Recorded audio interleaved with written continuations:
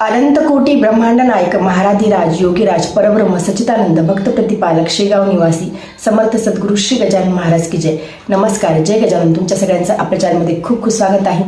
19 मार्चला आहे गुढीपाडवा. आपल्या सगळ्यांना माहिती आहे की चैत्र शुक्ल प्रतिपदेला आपण दरवर्षी गुढीपाडवा साजरा करतो. गुढीपाडवा हा 3.5 मुहूर्तांपैकी एक मुहूर्त आहे. म्हणजे त्या दिवशी कुठलेही शुभ कार्य करायचे असेल तर आपल्याला मुहूर्त बघण्याची गरज नाही. आणि गुढीपाडव्यापासून आपल्या नवीन मराठी वर्षाला देखील सुरुवात होत असते आणि अत्यंत शुभ हा दिवस आहे. त्यामुळे या दिवसापासून जर तुम्हाला श्री गजानन महाराजांच्या कुठल्याही एका सेवेला सुरुवात करायची असेल, 4-5 सेवा तुम्हाला या व्हिडिओमध्ये सांगणार आहे. त्यापैकी तुम्हाला कुठल्याही सेवेला सुरुवात करायची असेल तर तुम्ही करू शकता.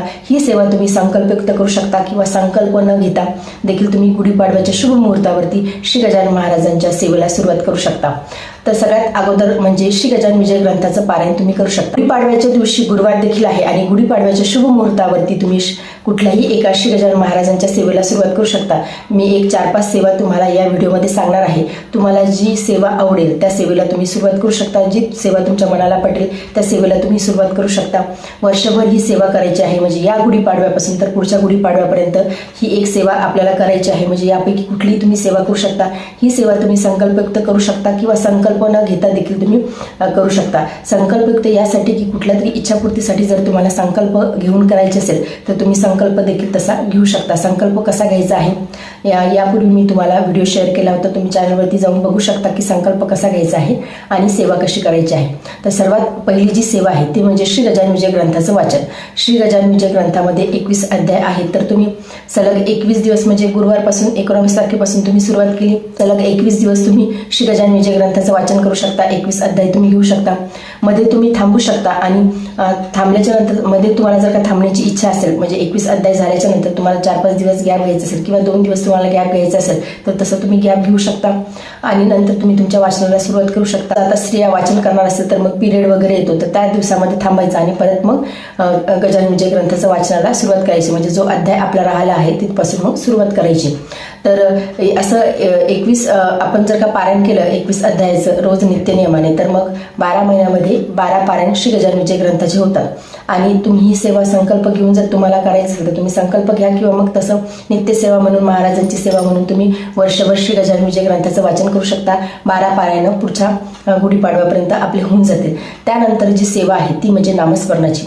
नामस्मरण हे सर्वश्रेष्ठ सांगितलं आहे कलियुगामध्ये. म्हणजे मी नेहमी करता तुम्हाला तेच सांगते की कलियुगामध्ये नामस्मरण सांगितलं आहे. ज्यांच्याकडून पारायण होणार नाही त्यांनी आवर्जून नामस्मरण करावं. आता नामस्मरण करताना कसं करायचं आहे, म्हणजे माळीवरती करायचं आहे की चालता बोलता करायचं आहे. तुमच्याकडून जर का शक्य असेल देवघरासमोर बसून माळी घेणं, म्हणजे आता 11 माळी घ्यायची आहे, 9 माळी घ्यायची आहे, 5 माळी घ्यायच्या आहेत किंवा 1 माळ घ्यायची आहे. तुमच्या इच्छेनुसार तुम्हाला जशा माळी घ्यायच्या तसं तुम्ही देवघरासमोर बसून करू शकता. किंवा तुम्हाला समजा माळ घ्यायला जमलं नाही तर तुम्ही चालता बोलता तुम्ही महाराजांचा नामजप करू शकता. तेव्हा देखील तुम्ही संकल्प व्यक्त करू शकता किंवा संकल्प न घेता देखील तुम्ही करू शकता. महाराजांच्या चरणी नामजप अर्पण करायचा आहे म्हणून देखील तसं देखील तुम्ही करू शकता. स्त्रियांना जर का पिरियड आला तर मग माळ देवघरासमोर आपल्याला घेऊन बसता येणार नाही. मग तुम्ही अन्य कुठल्याही घरामध्ये शांत ठिकाणी बसून तुम्ही नामजप करू शकता. चालता बोलता तुम्ही नामजप करू शकता.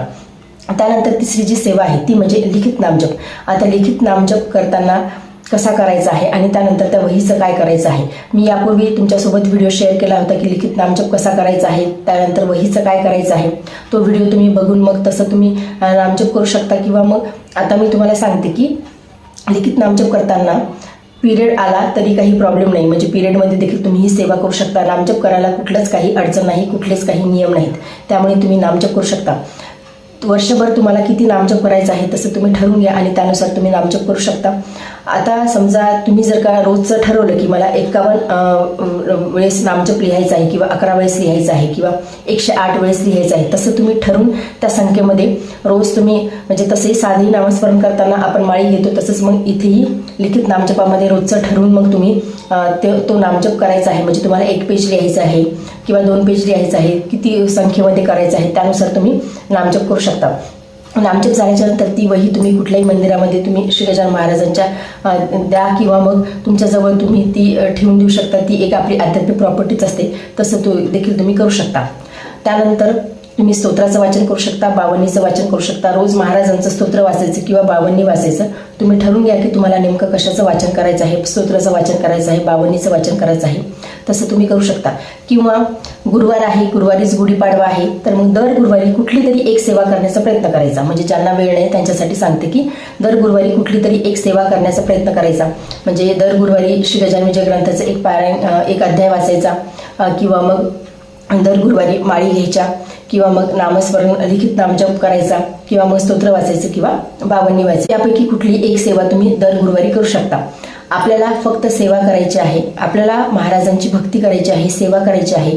ती किती क्वांटिटीमध्ये आपण करत आहोत याला अर्थ नाही, तर आपण कशा पद्धतीने करत आहोत, किती मन लावून करत आहोत याला अर्थ आहे. आता समजा ज्यांना वेळ नाही, भरपूर फिमेल आहेत त्या वर्किंग आहेत, मेल तर वर्किंग असतातच, विषयच नाही, परंतु ज्या स्त्रिया आहेत त्या देखील वर्किंग आहेत. मग अशा वेळी तुम्हाला जे जमेल ते, जी तुम्हाला भक्ती जमेल, जी तुम्हाला सेवा जमेल, ज्याला तुम्ही वेळ देऊ शकता, ही सेवा तुम्ही करा. अत्यंत मन लावून करा. गुढीपाडव्याचा अत्यंत शुभ मुहूर्त आहे. या गुढीपाडव्यापासून तर पुढच्या गुढीपाडव्यापर्यंत जास्तीत जास्त श्री गजानन विजय ग्रंथाचं पारायण करण्याचा प्रयत्न करा. ज्यांच्याकडून पारायण करणं होणार आहे, वेळात वेळ काढून महाराजांची सेवा नक्की करा. कारण की आता आपल्याला या कलियुगामध्ये महाराजांची भक्ती सेवा करणं अत्यंत गरजेचं आहे. खरंच सांगते तुम्हाला की आता एवढ्या गोष्टी वेगवेगळ्या घडत आहेत, त्यामुळे महाराजांची सेवा आपल्या घरामध्ये व्हायला हवी. जो नित्यनेमाने श्री गजानन विजय ग्रंथाचं पारायण करतो किंवा महाराजांची कुठली एक सेवा अत्यंत मन लावून करतो, त्या व्यक्तीच्या आयुष्यामध्ये महाराज सगळं काही चांगलं करतात. महाराज त्या व्यक्तीला तर सांभाळतातच, परंतु त्याच्या घरातल्या इतर व्यक्तीला देखील महाराज सांभाळतात. त्यामुळे आपल्याला महाराजांची भक्ती सेवा करणे हे अनिवार्य आहे. सध्या खूप वाईट दिवस चालू आहे किंवा खूप वाईट दिवसमान आलेले आहेत. सध्या कलियुग आहे, त्यामुळे आपण जेवढी भक्ती करू तेवढंच चांगलं आहे. आणि आपण जी काही भक्ती करू, जी काही आपण सेवा करू, त्याने आपलं तर कल्याण होणारच आहे, परंतु आपल्या घरातल्या लोकांचं देखील कल्याण होणार आहे. महाराज असेच आहेत की जो भक्त करतो, घरातला एक व्यक्ती जरी श्री गजानन विजय ग्रंथाचं पारायण करत असेल किंवा महाराजांची भक्ती जर करत असेल, तर महाराज त्याच्या संपूर्ण कुटुंबाला सांभाळतात. महाराज त्या भक्ताचं रक्षण करतात, त्यासोबतच त्याच्या कुटुंबातल्या मेंबरचं, फॅमिली मेंबरचं देखील महाराज रक्षण करतात. त्यामुळे आवर्जून तुम्ही भक्ती सेवा करा. आणि घरातली जर स्त्री असेल, ती जर का सेवा करत असेल तर अतिशय उत्तम. कारण आता समजा जे जॉब करतात, जेंट्स जॉब करतात, त्यांना वेळ नसतो. मुलं जर का समजा लहान असतील तर त्यांना वेळ नसतो. थोडं मोठं जर मुलं झाले तर आई किंवा वडील जे काही करतात ते मुलं बघतात आणि तसंच मग ते फॉलो करतात. परंतु समजा घरातल्या स्त्रीने जरी एकटीने जरी सेवा केली, भक्ती केली, तर स्त्री अशी असते की जसं देव आपल्याला सांभाळतो तशी स्त्री देखील संपूर्ण कुटुंबाला सांभाळत असते, रक्षण करत असते. एका स्त्रीचा धर्मच हा आहे की त्या स्त्रीने भक्तिभावाने जर का घरातल्या लोकांची आणि कुठल्याही आपल्या इष्टदेवतांची भक्ती सेवा केली तरी सुद्धा तिचं जे पुण्य आहे ते लाख पटीने वाढते, तिचं जीवनाचं कल्याण हे होतेच. त्यामुळे आपण जे करू ते आपल्या संपूर्ण कुटुंबालाच लागणार आहे. आणि आपण जसं वागू तसेच घरातले लोक देखील वागण्याचा प्रयत्न करतात. म्हणजे जरी समजा सध्या विपरीत परिस्थिती असेल, आता अनेक घरांमध्ये वेगवेगळे वाद असतात किंवा कुठे नवरा बायकोचं पटत नाही, कुठे मुलाचं आणि वडिलांचं पटत नाही, कुठे मुलाचं आणि आईचं पटत नाही, असं प्रत्येक ठिकाणी वेगवेगळ्या गोष्टी असतात. कुठे सासा सुनांचं पटत नाही. म्हणजे प्रत्येकाच्या घरातले प्रत्येकाच्या वेगवेगळ्या गोष्टी असतात, वेगवेगळे प्रॉब्लेम प्रत्येकाला फेस करावे लागतात. परंतु जेव्हा आपण भक्ती करतो, भक्तीमध्ये येतो, अध्यात्माच्या वाटेवरती येतो, तर सगळ्या ज्या गोष्टी आहेत त्या अतिशय सुंदर छान बदलायला सुरुवात होते. अतिशय छान वातावरण सगळं निर्माण होते. तुम्ही अनुभव घेऊन बघा. आपण बाहेरच्या कुठे जरी आपण बाहेर कुठे जरी सुख शोधायला गेलं तरी सुद्धा आपल्याला त्यातून काहीच मिळणार नाही आहे. आपल्याला त्या सगळ्या ज्या भौतिक जगातल्या गोष्टी आहेत त्याच्यातून आपल्याला दुःखच मिळणार आहे. कारण की संसार म्हणजेच फक्त दुःखालय आहे, हे सुखालय नाही, हे फक्त दुःखालय आहे. तुम्हाला जर का सुख कुठे शोधायचं असेल तर ते अध्यात्मामध्ये शोधा, ते भक्तीमध्ये शोधा. आणि जेवढा आपण भक्ती करू, जेवढं आपण अध्यात्मामध्ये येऊ, तेवढ्याच गोष्टी खूप सुंदर छान बदलायला लागतात. आपल्या अवतीभोवतीची परिस्थिती बदलायला लागते, आपल्या अवतीभोवतीचे माणसं देखील बदलायला लागतात, स्वभाव बदलायला लागतात, आपण स्वतः बदलायला लागतो. आपण तर शुद्ध होतोच, कारण आपण भक्ती मार्गावरती येतो. त्यावेळी महाराज फक्त आपली जी बाहेरची परिस्थिती आहे ती बदलत नाही, आपल्याला देखील बदलतात. आपण अंतर्बाह्य बदलतो, आपलं मन शांत होते, आपलं मन निरागस होते. म्हणजे आपल्या मनामध्ये कुठली द्वेषाची भावना राहत नाही, मत्सर राहत नाही. आपले जे काही षड्विकार आहेत ते संपूर्ण महाराज नष्ट करतात.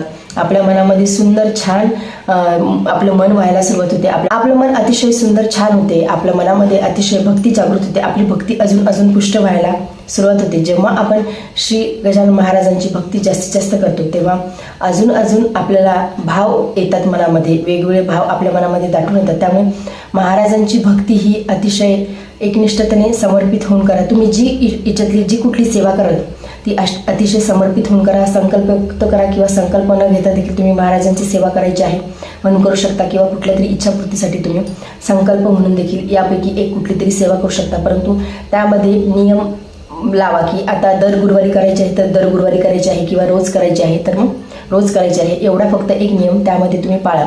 आणि जोपर्यंत तुमची सेवा चालू आहे तोपर्यंत नॉनव्हेज खाऊ नका.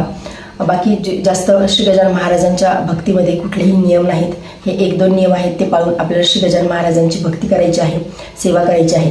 येणारे जे वर्ष आहे ते अतिशय सुंदर छान तुमच्यासाठी जाणार आहे आणि श्री गजानन महाराजांची कृपा सदैव सगळ्यांवरती राहणार आहे. तर आजच्या व्हिडिओमध्ये एवढंच. व्हिडिओ जर तुम्हाला आवडला असेल तर व्हिडिओ लाईक करा. चॅनलवरती नवीन असेल तर चॅनलला सबस्क्राईब करा. जय गजानन. धन्यवाद.